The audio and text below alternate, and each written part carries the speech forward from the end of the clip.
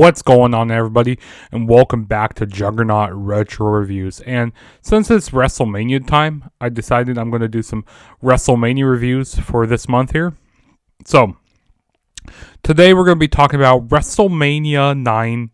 We go all the way back to April 4th, 1993.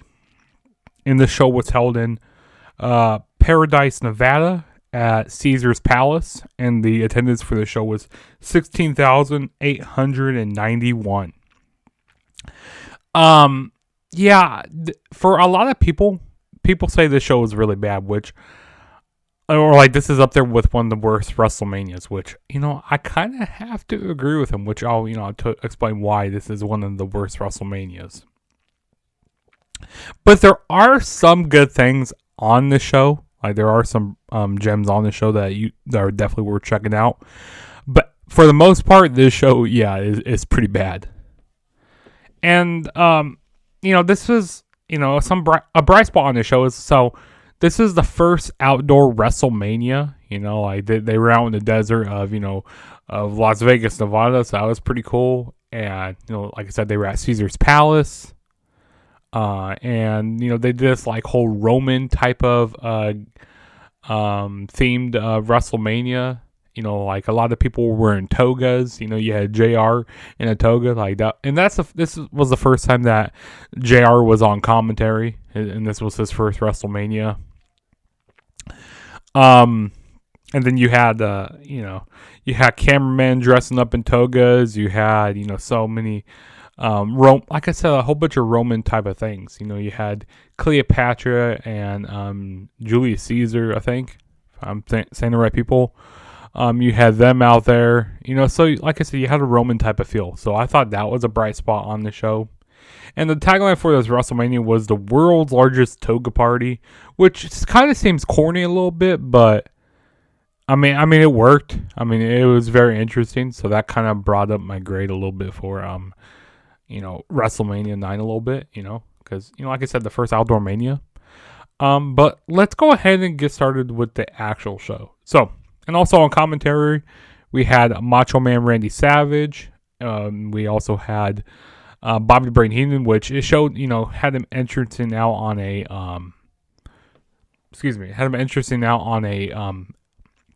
a camel, which he was like backwards on it. It was hilarious when Bobby Brain Heenan was coming out. And, of course, we had JR on commentary. So those are the three people we had on commentary. So, but the first match of the night we had was the WWF Intercontinental Championship on the line. And we had Shawn Michaels defend the title against Tatanka. And in the corner of Shawn Michaels, we had Luna Vachon. And in the corner of Tatanka, we had Sensational Sherry. So, before this, we had, kind of backstory with this feud. So before this, we had Shawn Michaels, with Sensational Sherry, but then, it was, sometime in, 92 where, Michaels, threw Sensational Sherry in the way to take a mirror shot. And so now, basically, Sensational Sherry is trying to get some, revenge on Shawn Michaels. And, Shawn Michaels at this time, he's being this, cocky prick that he is, during this time, I mean, a very good wrestler, but, he's just a really cocky prick. And I thought this match was really good. This match was, one of the longest matches of the night. Both guys had really good chemistry in the ring. And I thought it was interesting, Shawn Michaels, doing these high-flying moves, even though he's a heel. It's when heel shouldn't be doing these type of moves, but Shawn Michaels, it worked for him because, he's always cocky, he's better than everybody else, and he can do these moves looking good and, being a dick to everybody. So, I thought that was interesting. But Tatanka got the win. Tatanka ended up winning the match by disqualification. So Shawn Michaels, he was going for move on the apron, but he hit his face on the steel steps and pulled out the referee. And then Shawn Michaels got back in the ring, and then Tatanka hit him with a big slam, Simone slam, and the referee rang the bell. It looks like he was getting ready to like acknowledge that move and like go count to 1, 2, 3. But the referee goes like, nah, he's ringing the bell. So Tatanka ended up winning by disqualification. So I mean, that was kind of a dick move by the referee to just end the match that way. But yeah, I mean, it was a solid match where it was, even though the match ended in a DQ. It was still a good match. And then the next match we had was a tag team match. We had the Steiner brothers, Rick and Scott Steiner, going up against the Head Shrinkers, the team of Samu and Fatu, which Fatu is, later on become Rikishi. And they had Alpha in the corner. The whole thing, like with the Head Shrinkers, like the whole thing's like their heads are like, that they can withstand anything, and like, they bump their heads together and stuff, and like they just feed off of that, with them doing things like that. The Head Shrinkers were different, like they were crazy. But I thought this was a pretty enjoyable match here. There was one point in the match where like the Steiner brothers, they were going for a Steiner line off the top rope, and then the Head Shrinkers, they spill out to the floor, and then Alpha bumps their heads together, and they just kind of get like a new energy around them. So I thought that was interesting. And there was another spot in the match where I'm pretty sure it was, I don't remember who it was. It was one of the Head Shrinkers. They had Scott. No, it was Rick Steiner. Like it was Scott Steiner in a like flapjack position, but like he like just spills out to the floor because like one of the other Head Shrinkers like grabs the rope and like he just spills out to the floor. It looked like a scary spot. So that was Scott was taking a lot of moves in this match, and there was another spot I liked in the match where I'm pretty sure it was Scott Steiner, or maybe it was Rick. I don't remember which one it was, but one of them. They were on the shoulders of Samu. No, they were on the shoulders of Fatu. And then Samu went off the top rope. And one of the Steiner brothers turned it into like a, into a power slam. I thought that was really cool. I never really seen that in my life. And then we had, it was Scott Steiner. He hit a Frankensteiner onto, I believe it was Samu, and the move kind of looked awkward, but the Steiner brothers ended up getting the win off of that. I mean, it was a good match, but it was just weird how that match ended. Like it looked awkward. Like the Frankensteiner didn't look very polished, but yeah, I mean, it was a good match though. Definitely a match that is worth checking out. And then the next match we had was Crush going up against Doink the Clown. And this isn't your silly, wonky Doink the Clown. This is more of like a darker version of him. Like, this is the closest version that you see to like a Joker. So I thought that was pretty cool. And Matt Bornew, he played his role. He plays role very well as being Doink the Clown. But yeah, this match really wasn't all that good. Like the in-ring work wasn't very well. They didn't wrestle very well in this match. If I can talk right now, they didn't wrestle very well in this match. And there was one point where a second Doink the Clown came out, which will later on become the Doink the Clown. The permanent Doink the Clown after Matt Bourne will get fired. But he came out and like brought a kind of like a prosthetic arm and hit Crush with it, and damn near looked like it broke the arm and stuff. And then both Doinks, they kind of did like a mirror image, like if you go to a carnival and like you look at yourself in the mirror, that's this type of stuff that they were doing. And then they laughed a little bit, but Doink the Clown would end up beating Crush here. It was just not a very good match, and at this time kids weren't really a big fan of Doink the Clown because all the mean stuff that he was doing to all the kids, and yeah. But I mean, like I said, Matt Bourne, like I said, he played his character very well as Doink the Clown. And then the next match we're going to move on to is we got two WrestleMania debuts on the show. So we had Razor Ramon, which would debuted early June of 1992. And then Bob Backlund, he's been wrestling, quite a while, but this was his first ever WrestleMania he was on, which he would hold the WWF Championship for like a cumulative 1,000 days, so, and he's beloved by a lot of fans and stuff, in WWE. But yeah, this match here was, it's like a 4-minute match. Nothing really special here. I mean, basically, like, the only moves we got in this match was Bob Backlund hitting a few hip tosses. And then Razor Ramon, he didn't even get really much offense in the match, where he just does a small package and then 1, 2, 3, and Razor Ramon wins. I mean, this match was just pointless. Why they had to have this on here, I have no idea. But, yeah, pointless match.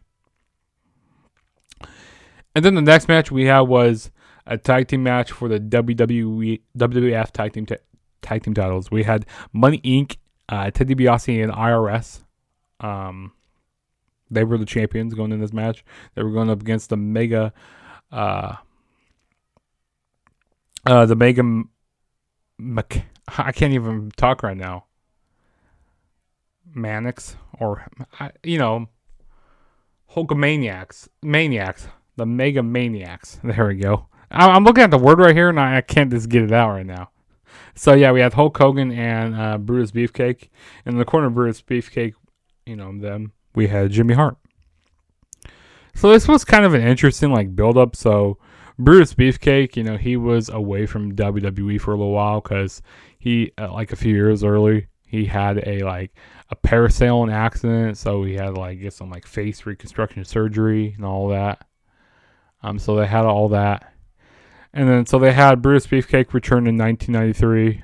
He was going up against Ted DiBiase in a match, and then ROS attacked him with a briefcase. And this is when Hulk Hogan, he was just making his return to WWF at this point, because they had this whole allegations of steroid use. I mean, the steroid trials haven't started at this point yet, but they needed to get him off TV for a while. So, to get him away for a little bit. So, Hulk Hogan, made his return. Hogan made his return to help out Brutus Beefcake.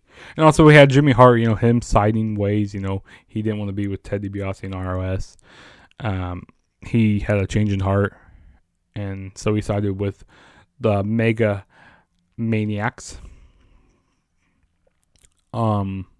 So I thought this was very interesting, the way that they built this up.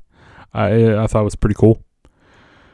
And then also we had Brutus Beefcake in this match. He was wearing a protective mask, and this protective mask kind of helped him out. Kind of was used as a weapon and stuff during the match, because it helped him. He didn't really take much effect when he had this mask on. But then, later on in the match, they would end up, the Money Inc. would end up taking the mask off of him, and he would just oversell all the moves. It was crazy. And then there was one spot in the match where we had Brutus Beefcake in the match, and then Ted DiBiase and the IRS and the referee, they all go down for a spill. So basically they're all down in the ring. It's they make a big sandwich. So I thought that was interesting there. So the referee was down there for a bit, and then Jimmy Hart gets in the ring, and Jimmy Hart gets in the ring, and he puts on a pinstripe jacket and counts them 1, 2, 3, and then the Mega Maniacs were celebrating they won the titles, the tag team titles, and then another referee came out, and he basically disqualified the Mega Maniacs and all that. So the winners of the match were Money Inc. And then after the match, we had Jimmy Hart throw out the referee and all that, throw him out to the outside of the ring. And yeah, I mean, this was kind of, this was an okay match for what it was, but I feel like there was a lot of dead space in the match, where where they're all down and like they're celebrating, and then the ref comes out and then disqualifies him. Yeah, it just didn't really make a whole lot of sense. I really wasn't a big fan of that. But yeah, it was okay for what it was. And then the next match we had was Lex Luger going up against Mr. Perfect, and this was the narcissist Lex Luger at this point, which, he wouldn't do that for very long. And Mr. Perfect, Mr. Perfect is great. He could go with anybody. And Lex Luger, he could go with certain people, but there were times when Lex Luger wasn't that good in the ring. Like, it just depended on who Lex Luger was going up, in the ring. But yeah, this match, I really wasn't a big fan of this match. The referee, was like very critical on points when Lex Luger hit, he had his foot like under the bottom rope, and like 30 seconds later in the match, Mr. Perfect, he got his foot tangled up in the ropes while Lex Luger was going for a backslide, and then the referee didn't even say, oh yeah, Mr. Perfect has his feet in the ropes, so it kind of looked like the referee being dumb there and stuff, or the referee didn't even see what happened. But yeah, Lex Luger won by a backslide, and then after the match, Mr. Perfect was arguing, and then Lex Luger hit an elbow on Mr. Perfect and left him out cold. And there's this whole thing saying that Lex Luger has a plate in the shoulder, or not in the shoulder, in his elbow. So yeah, I just really wasn't a big fan of this match. And then the next match we had was The Undertaker going up against Giant Gonzalez. There's a reason why this match doesn't really get glossed over. When they're talking about, Undertaker's best matches at WrestleMania and, the whole streak and all that, there's a reason why. Because this match was not that good. There were just like a few bumps that were taken in this match here. And they were basically all from The Undertaker. And then there was one point where Harvey Whippleman, which was Giant Gonzalez's manager, throws like a towel in and like had this like Clorox or something on it, this type of thing on there, and that the commentary team was talking about, and basically makes Undertaker go out cold, and he's basically dead in the ring. So Undertaker gets taken out on a stretcher, and they end up calling this match. They ended up saying that it's a DQ finish. So The Undertaker wins. Yeah, the streak continues. And the streak continues in a terrible way. But yeah, Undertaker gets carted off, and then Undertaker's music comes on again, comes back out. He basically rises from the dead, takes out Giant Gonzalez, and that was basically the only bump he took in the match. And that was it. Like I said, the streak continues. Yeah, yeah, this is not a very good Undertaker match at WrestleMania. And it was also a very short match as well. And then we had Yokozuna going up against the WWF champion, Bret Hart. This was for the WWF title, which Yokozuna won the 1993 Royal Rumble, so he had the chance to go for the World Championship at WrestleMania. And also, before this match, we had Hulk Hogan talking about the main event, basically saying that he's going to challenge either, whoever wins this match here. And also, another thing I kind of want to talk about with Hulk Hogan, Hogan had like a, going back to his thing, or about that match with Money Inc. Before I talk about this main event. But yeah, talk about that match with Money Inc. Hulk Hogan, he had like this black eye and stuff. And they were saying, like, they were kind of covering up with like the storyline, how they were saying, Money Inc. attacked him like when he was working out at the gym. But there were some other reports saying that Macho Man punched Hogan in the face for having like an accused affair with Miss Elizabeth. And then Hogan also said that there was like a phantom like jet ski that hit Hogan in the face. So I mean, you guys can believe what you guys want to believe about that. I mean, I believe more of the Miss Elizabeth stuff, with him, because I can see Hogan doing that stuff. I really do. But yeah, now we'll move on to the main event here, which, I thought that was a, very interesting wrinkle in there. But yeah, Hogan, he was challenging the winner of this match here. But yeah, Yokozuna and Bret Hart for the WWF Championship. I thought it was a good match for what it was. I mean, big man versus little man match. I mean, it was cool. And apparently, Bret Hart, he said on a documentary before. Excuse me, on a documentary before that. He was saying on a documentary before. Give me 1 second. I'm getting a call right now. Okay, so back to what I was saying here. So with this was a good big man versus little man match here. With, and apparently Bret Hart, he said it in a documentary before that Yokozuna, skipped a lot of things that they, that they rehearsed that they were going to do in the match. So that kind of made Bret Hart a little upset. But there was one point in the match where Bret Hart got Yokozuna off his feet, slammed Yokozuna in the turnbuckles, in an exposed turnbuckle. So Bret Hart got Yokozuna down, and then Bret Hart put on the sharpshooter. Then Mr. Fuji threw salt in the face of, or this powder in the face of, threw salt in the face of Bret Hart. And then Yokozuna, give me 1 more second. I gotta pause this again. Okay, so yeah, we had Yokozuna. Oh no, not Yokozuna. Mr. Fuji threw salt in the face of Bret Hart, and then Yokozuna pinned Bret Hart, got the 1, 2, 3, and the new WWF champion was Yokozuna. So I thought, it was a pretty decent match for what it was. I mean, there wasn't a whole lot of technical wrestling in this match, but hey, it was good for a big man, little man match. So I thought that was pretty interesting. And also another interesting thing that happened in this match, which the crowd was chanting USA, USA, which I thought was very interesting.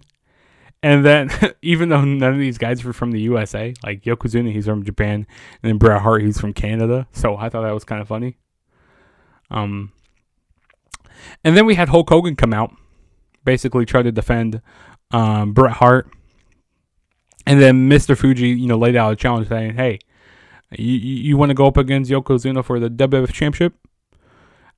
So basically, Yokozuna was holding on to Hulk Hogan, and then Hulk Hogan hits Mr. Fuji in the face, and then does a leg drop.